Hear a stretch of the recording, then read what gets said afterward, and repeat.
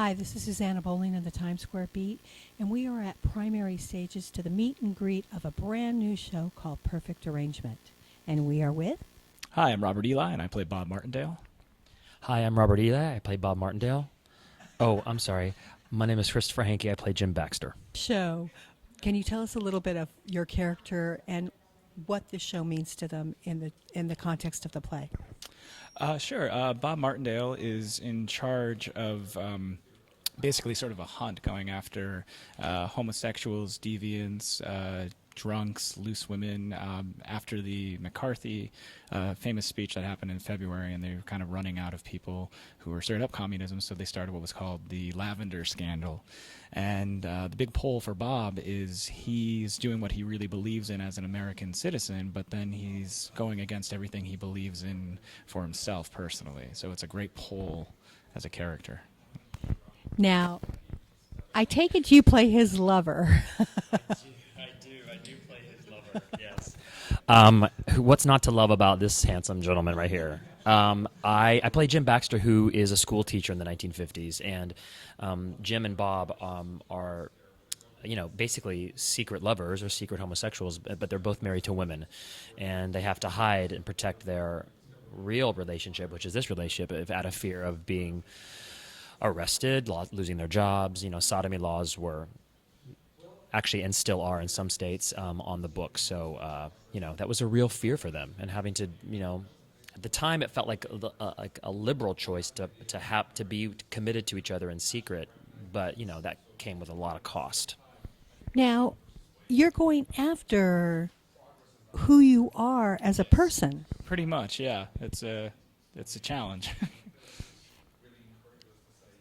As the character, and also as who you are, how do you justify that? Well, what I keep thinking about his history, and he was a veteran, and I believe that I think he probably served over in the Pacific and probably saw what happened in Hiroshima and Nagasaki after we dropped the bomb, and so I think he knows the fear of the power of the American government when they are when their backs are against the wall. He knows what they will do at any cost, and so I'm kind of scared about that, but knowing that I'm trying to push them away at the same time while being the front man for them. So I know why I'm doing it, but I can't really, I don't know.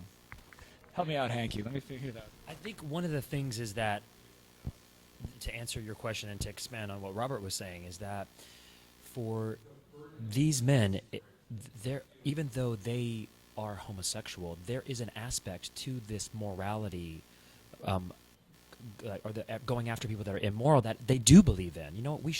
Loose women could maybe be blackmailed.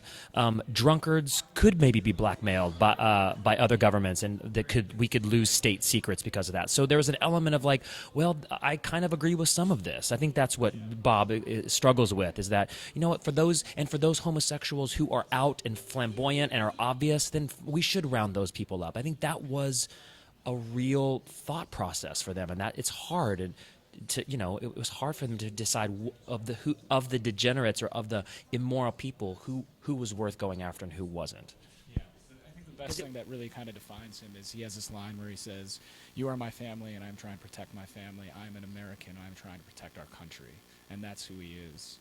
The reason I ask this question is because we are being inundated with plays that are homosexual, and in a lot of cases, like The Nance, which was an amazing play, we're learning a lot about history, but we're not learning a lot about the whys. Why does a group of people turn on itself? And I think that even in plays now we're seeing that. Will we see an answer to that here?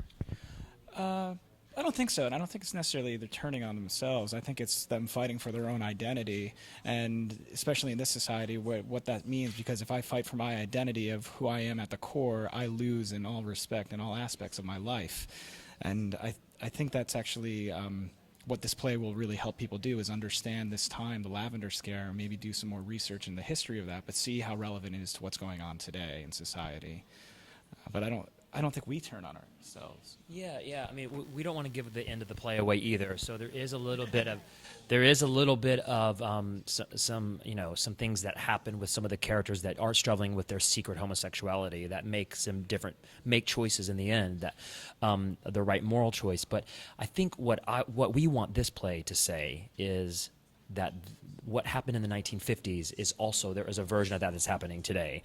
The Kim Davis is the obvious reference, or the Ted Cruzes or the Mike Huckabees, who do feel like they are persecuting homosexuals. And so that happened in the 1950s on a large scale with the United States government, and it happens today, thankfully on a smaller scale, but still I wouldn't say a less powerful scale.